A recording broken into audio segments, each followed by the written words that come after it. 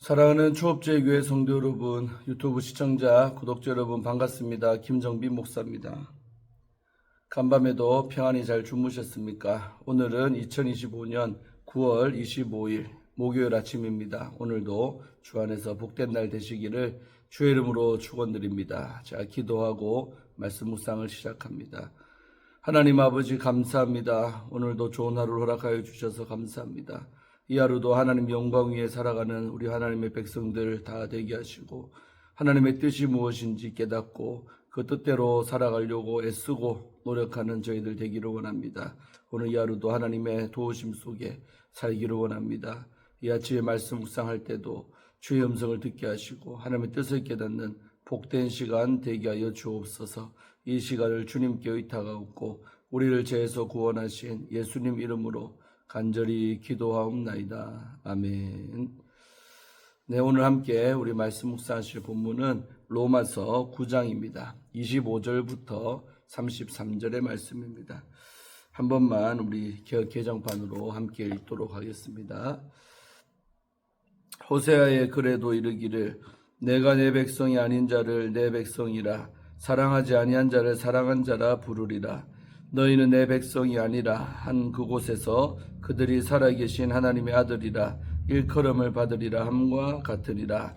또 이사야가 이스라엘에 관하여 외치되 이스라엘 자손들의 수가 비록 바다의 모래 같을지라도 남은 자만 구원을 받으리니 주께서 땅 위에서 그 말씀을 이루고 속히 시행하시리라 하셨느니라.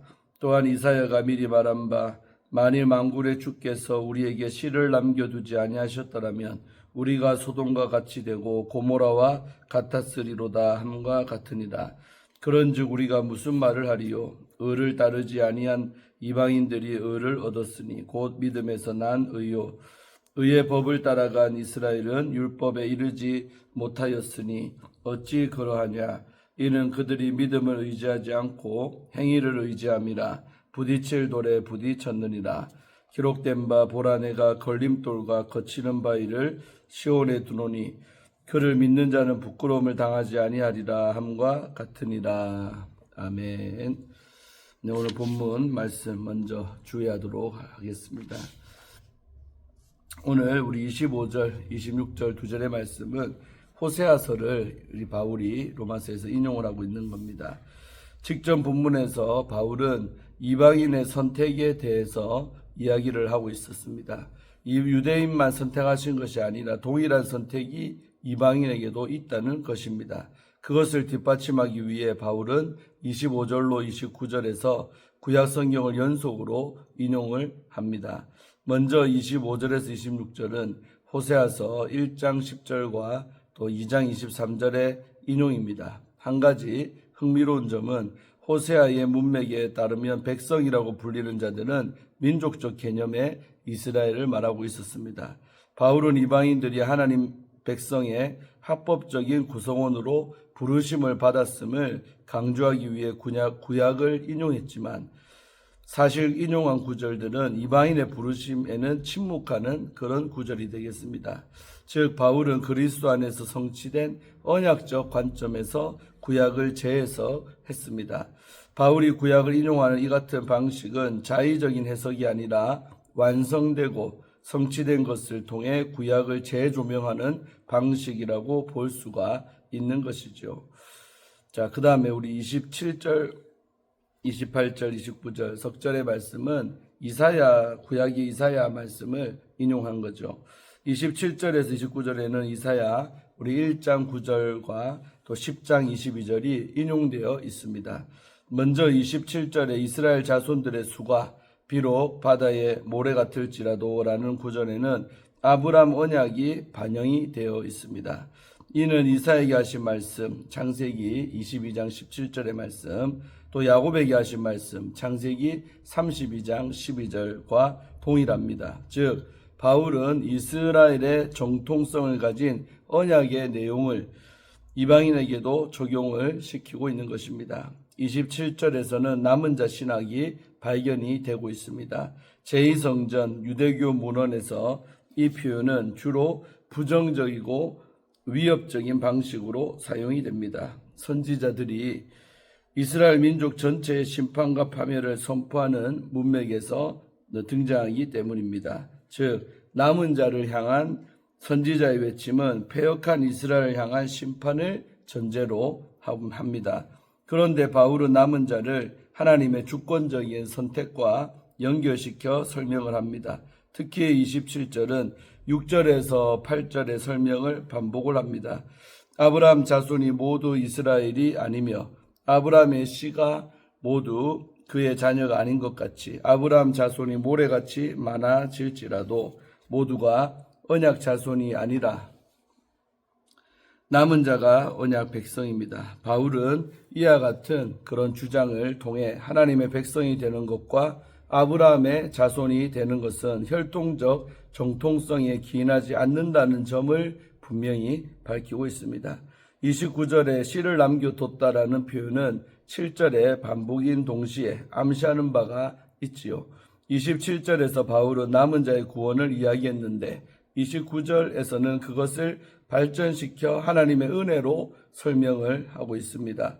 소돔과 고모라는 유대 문헌에서 종말론적 심판의 모형으로 등장하는 곳입니다. 그리고 후기 예언서 역시 이스라엘을 소돔과 고모라와 같다라고 이야기를 합니다. 그러나 하나님은 이스라엘의 역사 전체를 통해 남은 자를 두셨습니다. 노아의 시대에도 그와 가족을 남겨두셨고 출애굽한 백성 중 남은 자들은 약속의 땅에 들어가게 하셨습니다. 엘리야에게도 남은 자를 말씀하셨고 이스라엘의 포로기에도 남은 자를 두시어 회복의 발판을 삼으셨습니다. 하나님은 당신의 언약을 취소하지 않으시고 신실하게 이루십니다. 자, 우리 30절, 31절 두 절은 이방인의 의에 관해서 이렇게 바울이 말하고 있습니다. 30절에 이르러 바울은 다시 로마서 전반부, 우리 3장에서 4장인데 그 전반부에서 언급한 믿음의 개념으로 다시 한번 돌아옵니다.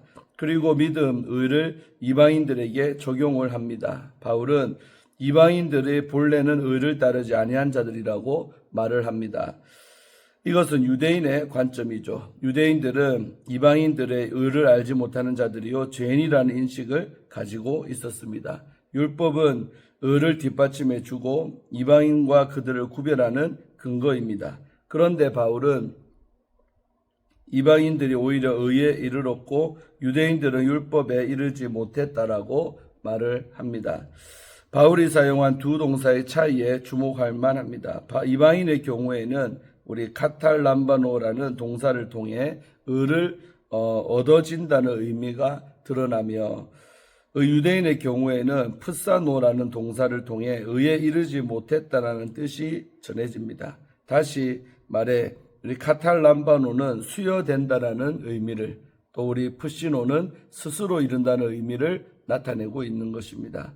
이방인들은 율법의 행위로 의에 도달한 것이 아니라 믿음으로 의를 수여받았다는 것이죠. 반면 유대인들은 의의 법을 추구했지만 의로움에 도달하지를 못했다는 겁니다. 자, 우리 32절, 33절의 말씀 두 절은 유대인의 불의에 관해서 바울이 말하고 있습니다. 바울은 이스라엘이 실패한 핵심은 그들이 율법의 의미이자 목표인 그리스도를 인정하지 않고 거절한 것이라고 합니다. 이것을 설명하기 위해 바울은 이사야의 말씀을 인용을 합니다. 특히 33절은 이사야 8장 14절과 또 28장 16절을 결합한 것입니다. 이 말씀은 북이스라엘을 향한 하나님의 심판을 경고하는 맥락에서 등장을 합니다. 바울은 구약 이스라엘 실패를 다시 한번 유대인들에게 상기를 시킵니다. 그리고 그들의 실패는 그리스도를 받아들이지 않는 것이라고 말을 합니다. 따라서 예수님을 믿음으로 의를 얻는 이방인들에게 예수님은 반석이 되지만 그분을 버린 자들에게 그분은 거치는 돌이 되는 것이죠. 동일한 이사야의 구절을 베드로도 인용을 합니다.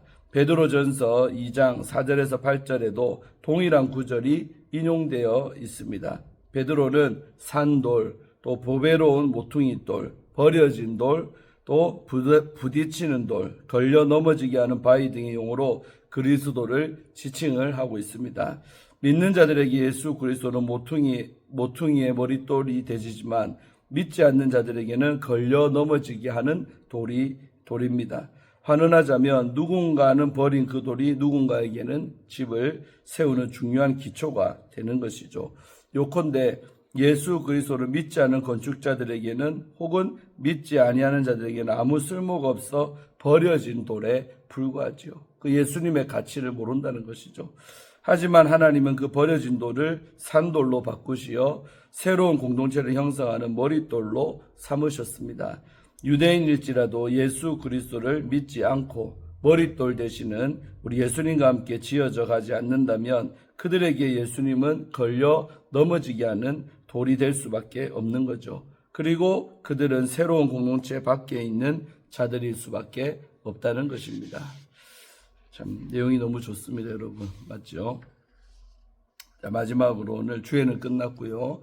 우리 믿음으로 세워지는 하나님의 백성의 주제를 가지고 한번 말씀을 보도록 합니다. 사랑하는 성도 여러분, 오늘 본문에서 사도 바울은 하나님의 백성이 되는 길은 오직 믿음밖에 없다라고 말을 합니다. 저도 평소 때 설교할 때 참 많이 말씀드리죠. 의인이 뭐냐? 믿음으로 사는 자다는 겁니다. 그는 호세아와 이사야 선지자의 예언을 인용하면서 하나님의 구원이 어떻게 이방 민족에게 이르렀는지 설명을 하고 있습니다. 본래 이스라엘에게 적용되었던 구약 말씀을 이방인에게 적용을 하여 그 의미와 범위를 확장한 것입니다.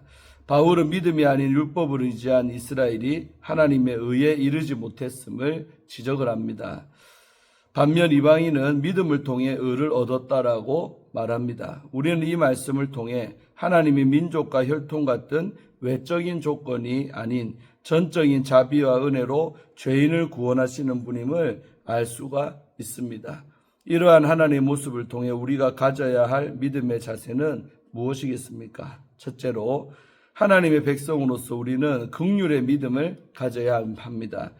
바울은 호세아 선지자의 말씀을 인용해 본래 하나님의 백성이 아니었던 자들을 향해 내 백성이라 부르시는 하나님의 은혜를 강조합니다.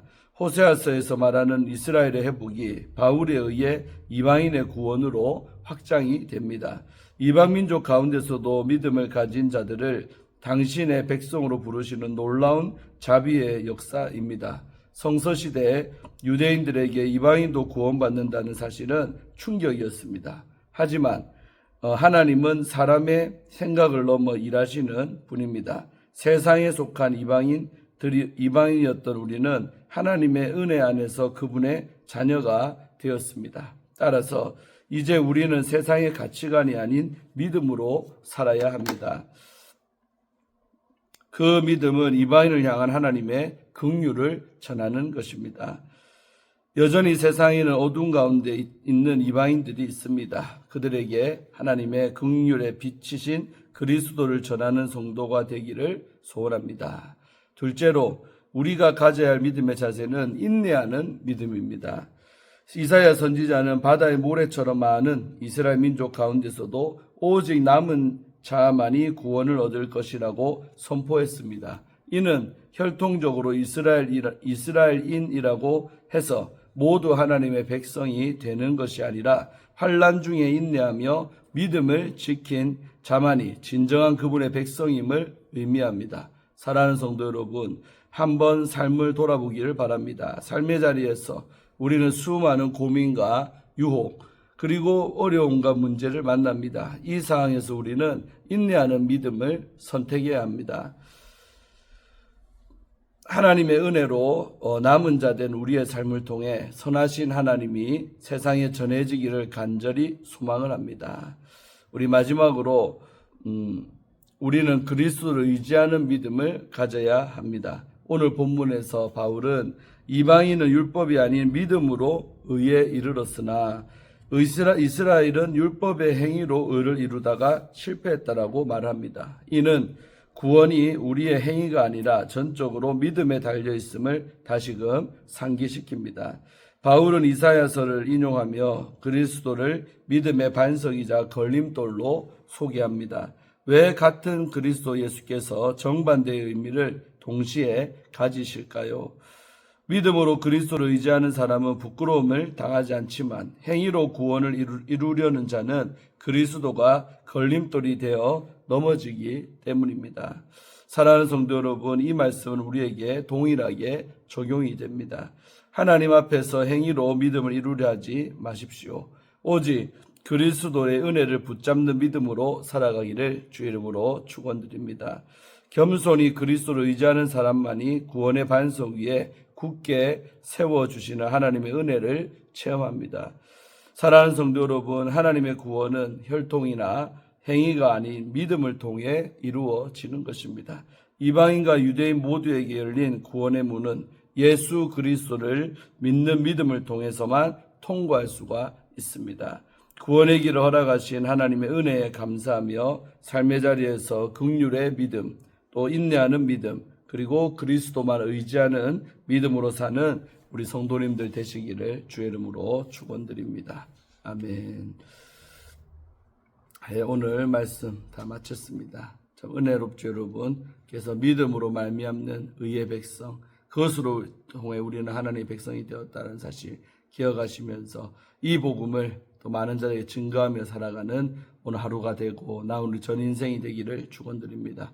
기도하고 오늘의 말씀 묵상을 마치겠습니다. 하나님 아버지 감사합니다. 오늘도 이 아침에 귀한 로마서의 말씀을 통해 하나님의 뜻과 주의 음성을 듣게 하시니 감사합니다. 오늘도 믿음으로 말미암는 우리가 의인 되었음에 또 하나님의 백성 되었음에 무한 감사를 드립니다. 이 기쁜 소식을 아직도 모르고 살아가는 많은 불쌍한 영혼들이 있습니다.